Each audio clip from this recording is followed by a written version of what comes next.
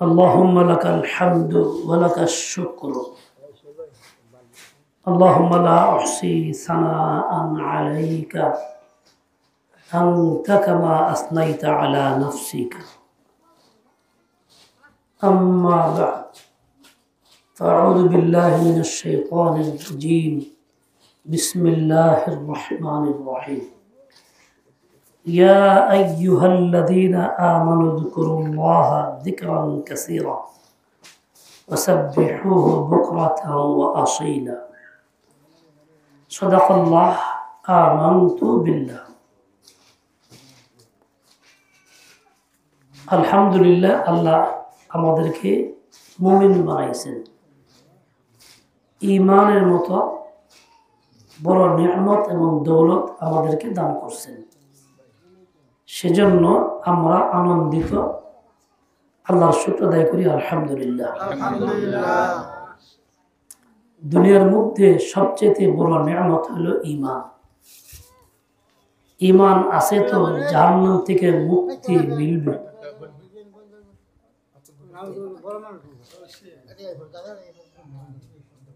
এই মাঝখানে কথা কম যাইব না তাহলে উঠতে যাওয়া লাগবেন থেকে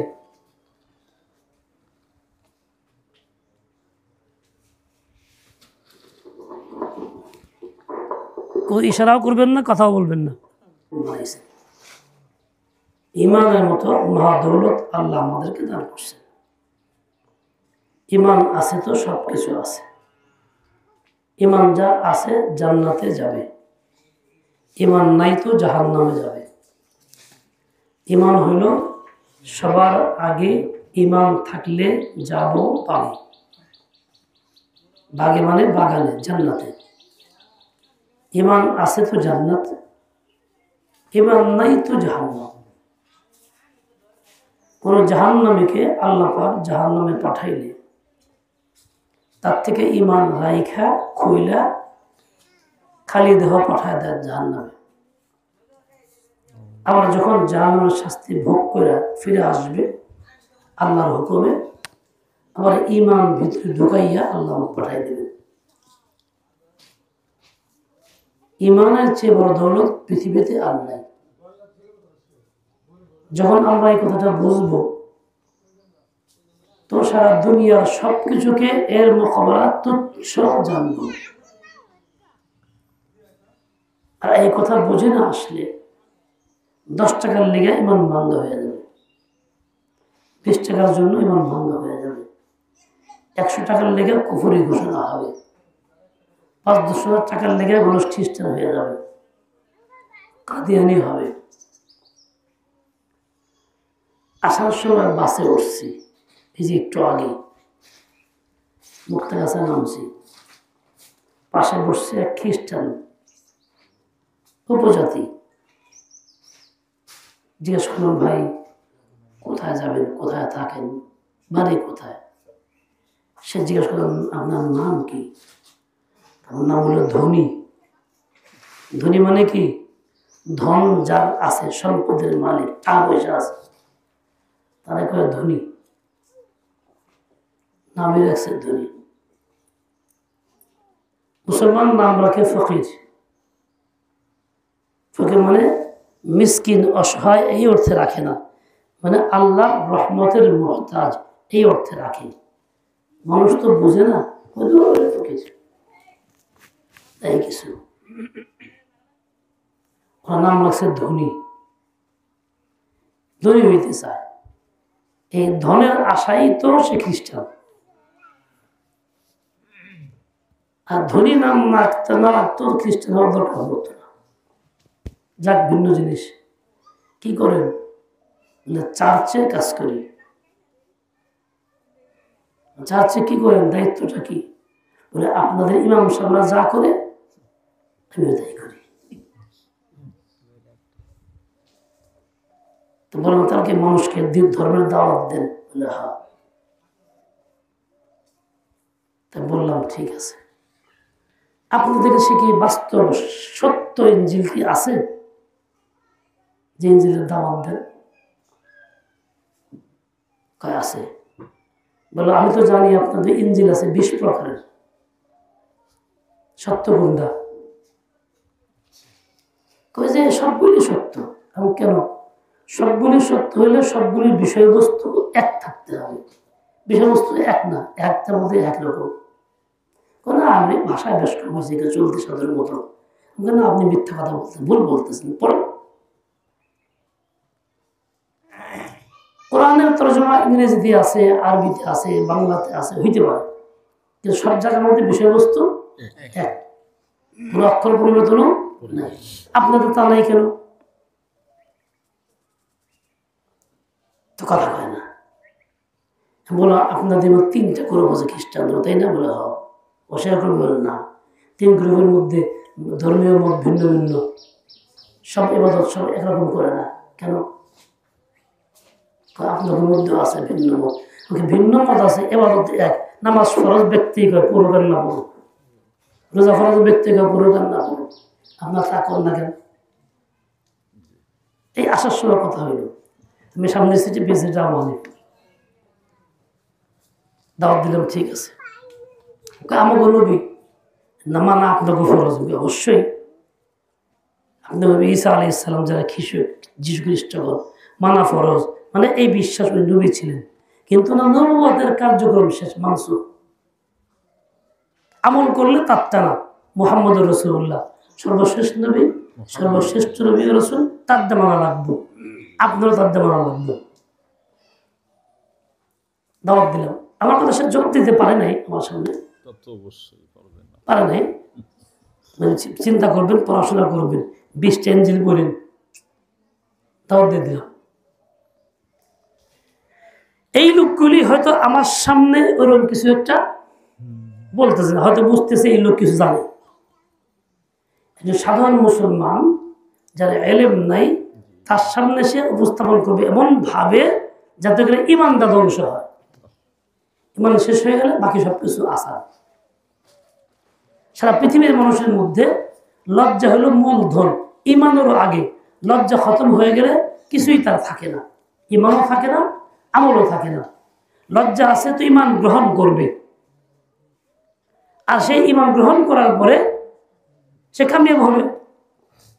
যত বাতিল ফিরকা, যত রকম কুফরি মতবাদ, সকলের মূল দাওয়াত ইমানের উপরে আঘাত। ইমান নষ্ট করো খারাপ আকিদা দিয়া, বাতিল কথা দিয়া, বাতিলের সমর্থন করা, বাতিলকে সুন্দরভাবে সাজায় দিয়া, যত অপকর্ম করা যায়। এই যে নিশা টিশা আবি যাবি, এগুলো বাতিলটা বেশি বেশি সেল দেয়। নেশা করে নেশা খাওয়ায় দেয়। কেন? নেশা যখন খাইয়ে থাকবে, সামনে খোঁজ জ্ঞান থাকবে না, পরে ধর্মে বেরোনো সহজ, যা কয় তাই করবে। চক্রান্ত গভীরের মধ্যে আছে, অনেক আবিজাবি করে। আমাদের এলাকায় এক অনুষ্ঠানে মৌলানা শওকতুল ইসলাম সাহেব ছিলেন, আমি ছিলাম না। বলে যে দাওয়াত দিছে এক বাড়িতে, গেছি সব মুসল্লি লোক। খানার মধ্যে ছোট্ট একটা মাটির পাত্র থেকে কি একটা দিল, লবণের চামচ দিয়ে একটু একটু করে সব দিল। বুঝলাম না যে কি দিল, জিনিসটা বোঝা গেল না, সাদা। আসল হলো এটা বাতিল্লা নাপাক খাওয়ায়, হারাম খাওয়ায়, যাতে করে এই হারাম খাওয়ার পরে তার দিলটা নষ্ট হয়ে যায়। হারামের রিয়াকশনে দিল হকমুখী থাকে না, হক কবুল করে না, বেঈমান হয়, কাফির হয়। যারা দাওয়াত খাই সাবধান। যেগুলো পূজার উৎসবে, যেগুলো বাতিল মাজারের অন্য কোনো অনুষ্ঠানে আমরা যাই, যারা যায় খাওয়ার মুরব্বী, এলাকার মুরব্বী হোক বা সাধারণ লোক হোক, মনে রাখবেন তাদের খাওয়াটা নিরাপদ না।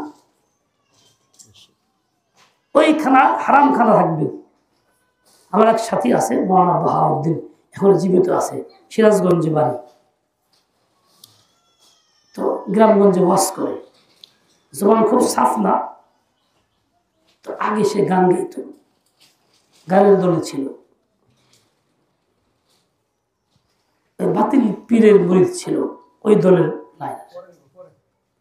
সে আমার কতগুলি কথা বলে দিছে, একান্ত যা তা করত।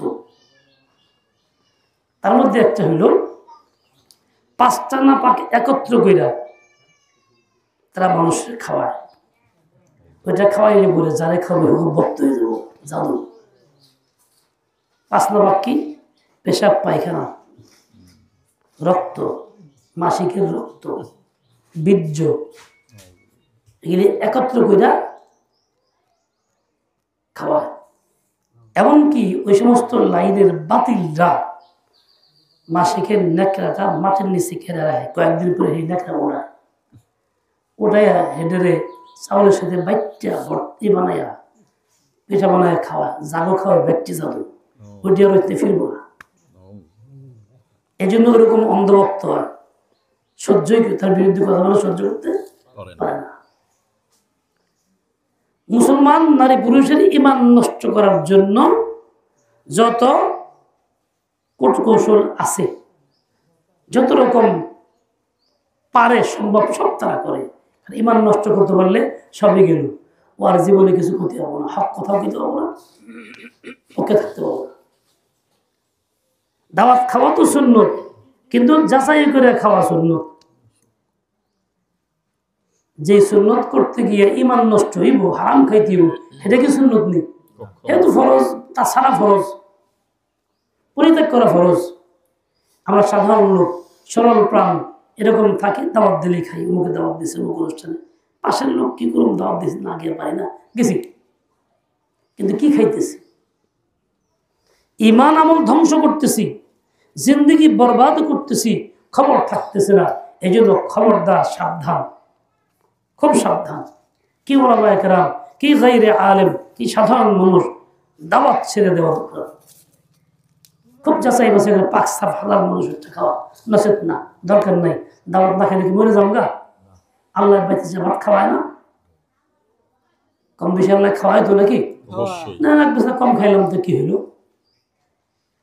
কিন্তু এরকম নোংরা জিনিস গ্রহণ করা যাবে না, প্রকাশ্যে দিবে না।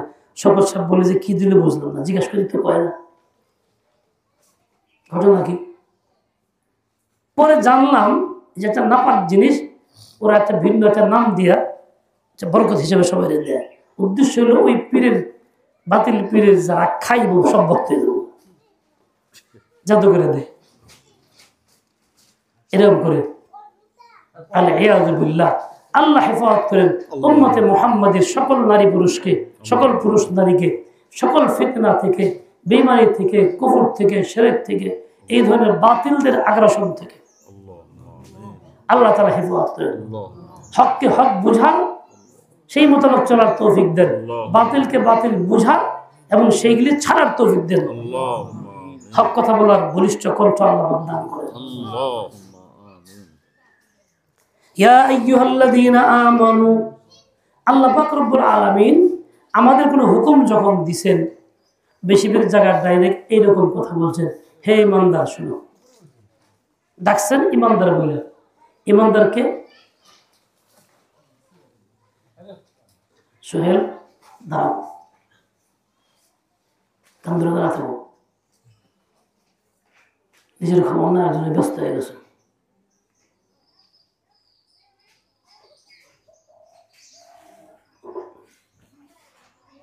তো একজন মানুষ সম্মানিত, পিছিয়ে বসলে সম্মান নষ্ট হয়ে যাবো। বসুক স্বাধীন মতো, তোমার কি দরকার ব্যক্ত করা? মূল সবার ধ্যান নষ্ট করো। হ্যাঁ,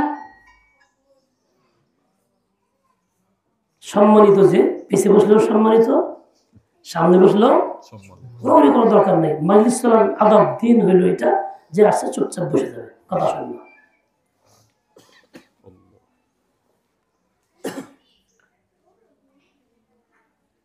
এখানেও ঠিক তাই। ইয়া আইয়ুহাল্লাযীনা আমানু উযকুরুল্লাহ, হে ঈমানদার, ঈমানদারকে পুরুষ নারী সবাই উযকুরুল্লাহ, জিকির করার নির্দেশের আগে ঈমান বলে ডাকছেন। ঈমান বলা তার মানে কি? খালি জিকির গ্রহণযোগ্য না যদি ঈমান সহি না থাকে। ঈমান সহি থাকলে ওই জিকির গ্রহণযোগ্য। আমাদের এলাকার লোক ছিল, খুব নেশা খাইত, আকল নষ্ট হয়ে গেছে, চলতো আল্লাহ আল্লাহ আল্লাহ আল্লাহ আল্লাহ এরকম করতো। বাপরে বাপ সাংঘাতিক বড় আল্লাহ দেখতেছি, আসলে খাইতো নেশা, ইমান নেই। গেছি এক গুরুস্থানে দাফন করতে, জানতাম না সেই লোক নেশাখোর। এক পর্যায়ে আইতেছে রাস্তায়, এই কথা সেই কথা কয়, কিছু চাইতেছে, আমি দিব কেমনে, দেওয়ার মালিক তো আল্লাহ, পটকা কাকা আপনিই তো আল্লাহ। কিসের কারণে? নেশা, নেশার কারণে। নেশা করলে ইমান থাকে না, যায়। এই যে আকল লোক পেয়ে গেছে, এবং সে আল্লাহকে চেনে না, ধ্বংস হয়ে গেছে। কাজে এই যে আল্লাহ আল্লাহ আল্লাহ আল্লাহ যদি করে, 1000 বার লক্ষ বার পরে, 24,000 দৈনিক যদি পড়ে, তবু ইমান না থাকলে গ্রহণযোগ্য না। আসল কি? ইমান। দ্বিতীয় কথা, ইমান আনার পরও কিছু করণীয় আছে। এমন ইমান আনছি, যাই কিছু হোক না হোক, নামাজ পড়ি না পড়ি অসুবিধা নেই, ইমানটা পাকা আছে। একদম মিথ্যা কথা। ইয়া আইয়ুহাল্লাযীনা আমানু, হে ঈমানদার, ঈমান আনছো? যথেষ্ট না, কাজ আছে। কাজ কি? উযকুরুল্লাহ, আল্লাহকে মনে করো, আল্লাহর কথা বলো, আল্লাহকে স্মরণ করো, আল্লাহ আল্লাহ বলো। সকাল সন্ধ্যায় নামাজের মাধ্যমে আল্লাহর কথা বলো। নামাজ আল্লাহর জিকির। নামাজ পড়ার পরে তাসবিহাত পড়ো, তাহলিল পড়ো, সুবহানাল্লাহ, আলহামদুলিল্লাহ, আল্লাহু আকবার, এগুলি পড়ো। এটাও জিকির, এটাও বলছি, মানে আসল জিকির নামাজ, তারপরে জিকির এগুলি। তাহলে উযকুরুল্লাহ, আল্লাহ তাআলার জিকির করো তোমরা সবাই। ঈমান যার আছে সে করবে। এর দ্বারা বোঝা গেল, মানুষ যে আল্লাহকে মনে করে, আল্লাহর কথা বলে, তার বুনিয়াদ ভিত্তি কি হবে? ঈমান। ঈমানের তাকাজা সে আল্লাহর নাম নিবে। ঈমান আছে বিধায়ী আল্লাহর নাম, ঈমান তাকে বলবে তুমি আল্লাহর নাম নাও। যে ঈমান মানুষকে আল্লাহর কথা মনে করায় দেয়, ওই ঈমান প্রকৃত ঈমান। যে ঈমান মানুষকে মনে করায় দেয় না, সেই ঈমান প্রকৃত ঈমান না। যে ঈমান আল্লাহর কথা মনে করায় দেয়, সেটা হলো প্রকৃত ঈমান। ইয়া আইয়ুহাল্লাযীনা আমানু যকুরুল্লাহ ওয়াসাব্বিহুহু বুকরাতান ওয়া আসীলা, এবং আল্লাহ পাকের তাসবিহ পড়ো বুকরাতান ওয়া আসীলা, সকাল সন্ধ্যা। নামাজ যখন তুমি পড়ো, তার তাসবিহের মধ্যে আছে সুবহান রাব্বিল আযীম, আছে আলা, আছে। নামাজ পড়ো তো আল্লাহ তাআলার কালাম পড়ো, তেলাওয়াত করতে হয়, সে তাসবিহ আছে। নামাজের পরেও আছে তাসবিহাতের আমল, তাসবিহ ফাতিমি আছে, সুবহানাল্লাহ, আলহামদুলিল্লাহর আমল আছে, তাওহীদের আমল আছে, লা ইলাহা ইল্লাল্লাহ ওয়াহদাহু লা শারীকা, এটা আছে, কালিমা আছে, পড়ো। তাহলে আসল নামাজ পড়ার পরে এগুলি। কে নামাজ পড়ে না? সুবহানাল্লাহ সুবহানাল্লাহ পড়তেছে, আলহামদুলিল্লাহ আলহামদুলিল্লাহ পড়তেছে, তাহলে এটা ঈমানের তাকাজায় করতেছে না, তার এইটুক বলা যথেষ্ট না। এই সুবহানাল্লাহ, এই আলহামদুলিল্লাহ নাজাত সে পাইবে না। আসল বুনিয়াদ ঈমান। ঈমানের তাকাজায় নামাজ, তারপর তাসবিহাত, স্তর আছে।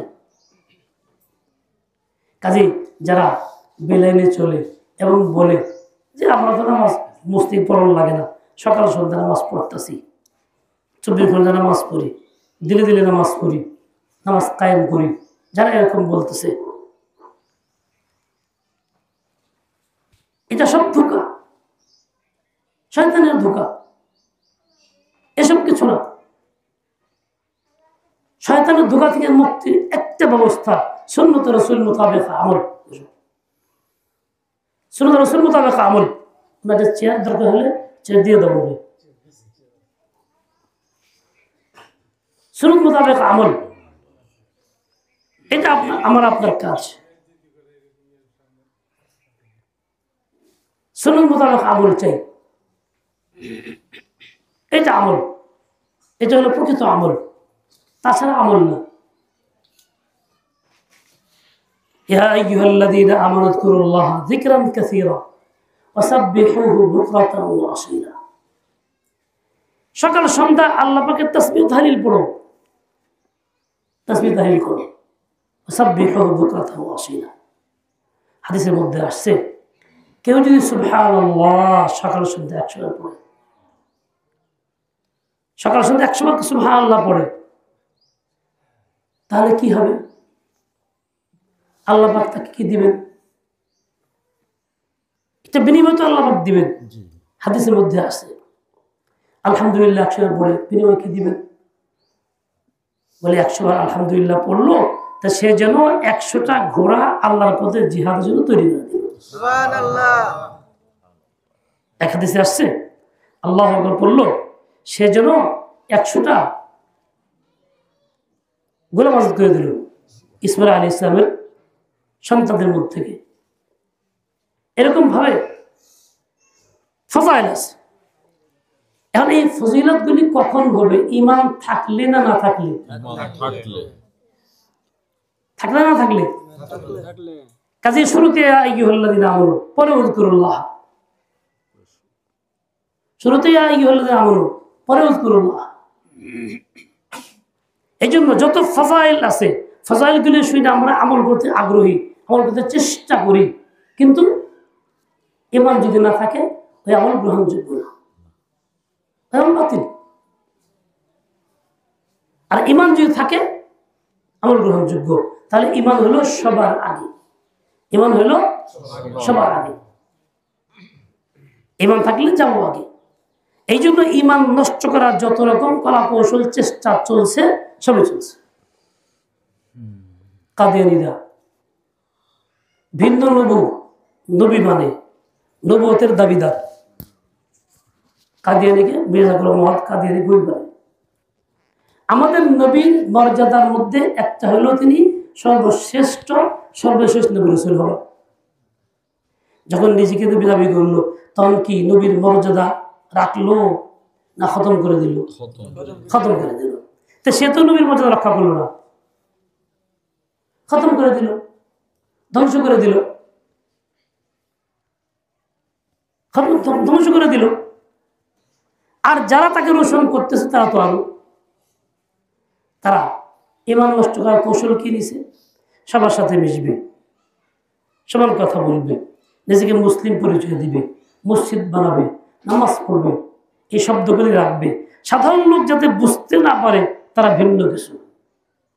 সাধারণ লোকগুলি তাদের সাথে মিশা ওদের মধ্যে যাতে হয়ে যেতে পারে, স্বীকার করার একটা পলিসি এটা। জীবন স্বীকার করে, মানুষ স্বীকার করবে, আক্রান্ত করবে, এভাবে ধ্বংস করবে, এভাবে নষ্ট করবে। আমার ভাই, এইভাবে নষ্ট করে বিধাই আমার জন্য হুকুম হলো এটা, সাবধান, সতর্ক হও, যা ইচ্ছা তাই করো না, ঈমানের অটল থাকো। ইয়া আইয়ুহাল্লাযীনা আমানু যকুরুল্লাহা যিকরান কাসীরা ওয়াসাব্বিহুহু বুকরাতান ওয়া আসীলা। দেখেন সুবহানাল্লাহ বিহামদিহি সুবহানাল্লাহিল আযীম। মুহাদ্দিসিন বয়ান করেন, বুখারীতে আছে শেষ হাদিসের মধ্যে, বলে এই যে এত বড় আমল যে এর দ্বারা মিজানের পাল্লা ভারী হয়, নেকি দ্বারা ভরে যায়, এইসব কিছু মহান। কিন্তু কার জন্য? বেঈমানের জন্য, ইহুদির জন্য, খ্রিস্টানের জন্য, কাফেরের জন্য না। ঈমান যার আছে তার জন্য, ঈমান যার নাই তার জন্য না, বেঈমানের জন্য। বেঈমান যদি এটা পড়ে, ইহুদি পড়ে, খ্রিস্টান পড়ে, অন্য কেউ পড়ে, তাহলে এই আমল নামা তার পাল্লা ভারী হবে না, নেকি দ্বারা পূর্ণ হবে না। তাহলে ঈমানই নেই মূল। আসল হলো ঈমান, আসল হলো ঈমান। ঈমান যদি ঠিক থাকে সব ঠিক। এই জন্য এই ফিতনার যুগে সবচেয়ে বড় কাজ হলো ঈমান রক্ষা করার চেষ্টা করা, ঈমান রক্ষা করার চেষ্টা করা, সবচেয়ে বড় কাজ হলো এটা। আমার ভাই, এই যে খুতবা নবুয়তের মহাসমাবেশ আগামী 15 তারিখ আছে, সেখানে সমস্ত ইমানদারদের যাওয়া জরুরি। ইমান যার আছে, ইমানের দাবিতে তার যাওয়া জরুরি, সবার যাওয়া জরুরি। কেন? ইমান রক্ষার দাবিতে। ওরা যদি এরকম মুসলিম পরিচয়ে থাকে আরো সাধারণ মানুষ ঘোলায় পড়বে। ওদেরকে মুসলিম ঘোষণা করা হইলে রাষ্ট্রী হবে, সাধারণ মানুষ জানবো এরা মুসলিম, এদের সঙ্গে ওই মিলামেশা থাকবে না। অন্য সব ধর্মীয় লোকেরা যেরকম থাকে ওইরকমই থাকবে, কঠিন কিছু হবে না। এই জন্য এই চেষ্টা অব্যাহত রাখা জরুরি। আমরা ভাই বিশেষ করে মা বোনদের ক্ষেত্রে একটা কঠিন ষড়যন্ত্র। মা বোনরা একটু সরল সহজ দিনের ক্ষেত্রে, তার মানে দিনে এলেন শিখে নেয়, শিখার সুযোগ পায় নাই, বাইরে পরিবেশ তারা যায় না, যার কারণে তাদেরকে যে যা বোঝে ওইটাই সহজে বোঝে। আর আজকাল এই সমস্ত বাতিল গ্রুপরা মা বোনদেরকে পাঠায় দাওয়াত দেওয়ার জন্য, দায় হিসাবে বোরকা পরাইয়া, ওদের বইপত্র দিয়া, প্রশিক্ষণ করায়া বিভিন্ন ছলে পাঠায় মা বোনদের কাছে। যখন পুরুষ বাইরে থাকে না, মা বোনদের কাছে সে বৈশাখ এই গল্প সেই গল্প করে, এই কথা সেই কথা বলে বলে বলে তাদেরকে আকৃষ্ট করে। আর মহিলারা যখন মহিলাকে দরদ নিয়ে কথা বলে, কথার মধ্যে কেন্দ্রে দেয়, একটু আহ ও করে, তাড়াতাড়ি মহিলা গলে যায়। ওরে বাপরি বাপ, সাংঘাতিক ব্যাপার তো। এমন কথাই সে বিশ্বাস করে, স্বামী যদি বড় যোগ্য আলেমও হয় বলে, এটা তার কাছে পছন্দ হয় না, ওই এইটাই তার কাছে ভালো লাগে। মিরপুরে গেছিলাম এক ফ্যামিলিতে, দাওয়াত দিয়ে নিয়েছিল। স্বামী দিনদার, তাবলীগে মেহনত করে, ছেলে তাবলীগে মেহনত করে, দুই ছেলে সবাই। মহিলা এক মহিলার কাছে মুরিদ হয়েছে, সেই মহিলা নিজেকে নবী দাবি করে। তার কথা এমন ভক্ত হয়েছে, জিজ্ঞেস করলে বলে কি, হে নবী না হলে মিশা কথা হলে কি কয় নাকি, নবী না হলে কন যায় হে নবী, যে নিজে নবী না সে বলতে পারে আমি নবী। কিরকম বিশ্বাস! তার স্বামী বোঝায় নাই, গ্রহণযোগ্য না। ছেলে বোঝায়, ছেলে মাস্টার্স করা, গ্রহণযোগ্য না। কারণ তো সে মানতে রাজি না। যে মহিলা তার কাছে কইছে, খান পরা দিছে, ভালো লাগে। ঘরের মা বোনদেরকেও সতর্ক রাখতে হবে, যাতে তাদেরকে এসে কেউ দাওয়াত দিতে না পারে, বিভিন্ন কথা বলতে না পারে। তাদেরকেও সতর্ক রাখতে হবে, যাতে কি না করতে পারে, ধোঁকা দিতে না পারে। তার মোকাবেলায় নিজের ঘরে শহীদিনের চর্চা করতে হবে।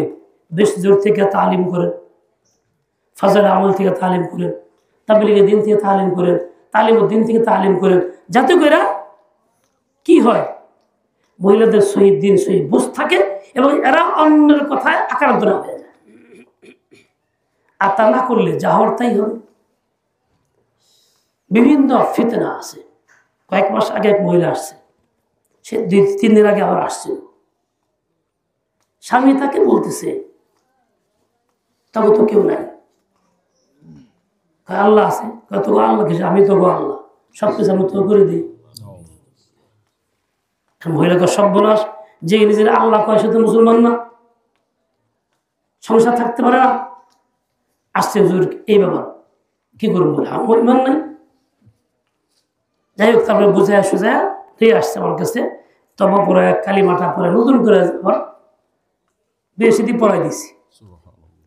কয়েকদিন আগে আবার আসছে এই কথা বলার জন্য যে এই অবস্থা। এখানে দেখেন, এই ধরনের ঘরের ভিতরে যদি কোনো পুরুষ আলোচনা করে, স্ত্রীরা স্বাভাবিক সংসারের চাপে থাকে, মানসিক সামাজিক বিভিন্ন চাপ থাকে, ওরা এগুলি কি প্রকাশও করে না, বলেও না, বুঝেও না, সংসার নষ্ট করে, ইমান নষ্ট করে।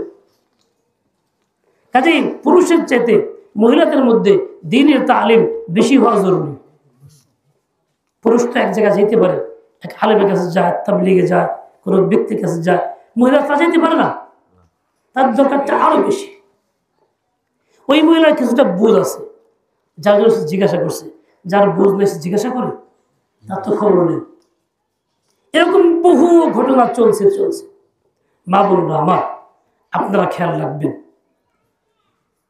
আপনাদেরকে আল্লাহ জিম্মাদারি দিয়েছেন বিশেষভাবে। আল্লাহ বলছেন, ইয়া আইয়ুহাল্লাযীনা আমানু কু আনফুসাকুম ওয়া আহলিকুম নারা। হে ঈমানদার, পুরুষ নারী, তোমরা নিজেদেরকে জাহান্নাম থেকে বাঁচাও, অধীনস্থদেরকে জাহান্নাম থেকে বাঁচাও। কু আনফুসাকুম ওয়া আহলিকুম নারা। আল্লাহ পাক রব্বুল হুকুম দিয়েছেন। এই আয়াতের মধ্যে হুকুমটা দুজনকে দিছেন, দুই পক্ষে আল্লাহ পাক দিছেন, কিন্তু বাস্তব ক্ষেত্রে তালাশ করলে দেখা যায় মহিলাদের জন্য প্রযোজ্য অভিজ্ঞতার আলোকে বেশি। কারণ তারা নিয়ন্ত্রণ করে, বাচ্চা তার অধীনে, ছোট শিশুরা তার অধীনে, তার সঙ্গে থাকে, মায়ের কাছে সবসময় 6-7 বছর পর্যন্ত একদম লাগাই থাকে। ঠিক স্বামীও ঘরে যখন আসে, স্বামীও তার কথা শুনে, বাইরে কাজকর্ম করে সন্ধ্যায় আসলে পরে খানা দানা খায়, সে তার খেদমত সেবা করে বিধায় তার কথা মানতে সে বাধ্য থাকে।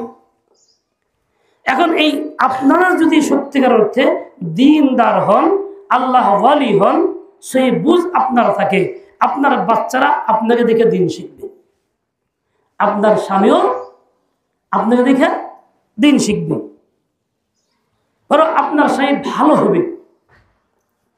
এই ভালো হওয়ার এই জন্য আপনি সাহায্যকারী। হাদিসে পাকে আছে নেককার মুমিনকে, নেককার মুমিন নারীর পরিচয় আছে কয়েকটা, তার মধ্যে একটা হলো এই আল মারআতুস সালিহা তুঈনুর রাজুলা আলা দীনিহি ওয়া লিযিকরিল্লাহ। নেককার মহিলা তার বৈশিষ্ট্য হলো এই যে তার স্বামীকে সাহায্য করে দ্বীনের উপরে চলতে, দ্বীন কবুল করতে, দ্বীনদার বানাইতে, এবং আল্লাহর জিকির করে। আল্লাহ তাআলার জিকির স্বামীকে যেমন করা নিজেও করে। এক মহিলা ছিল, মারা গেছে, তার স্বামী ছিল মাস্টার, বড়কাটা মাদ্রাসা মাস্টারি করতো। উনি একটা আজীব কথা বলছে, আমার স্ত্রী আমার মানুষেরও খালি মনে করি আর কান্দি, ভুলে যেতে পারি না। আমি যে গ্লাস পড়ে গেছে, ভেঙে গেছে, তো রাগ হয়ে গেছে। আমাকে বলে, আপনি রাগ করলেন কেন? দুনিয়ার ক্ষতি হয়েছে, একটা গ্লাস কয় টাকা দাম, কাজ করে এটা ভাঙতে দিতে পারে।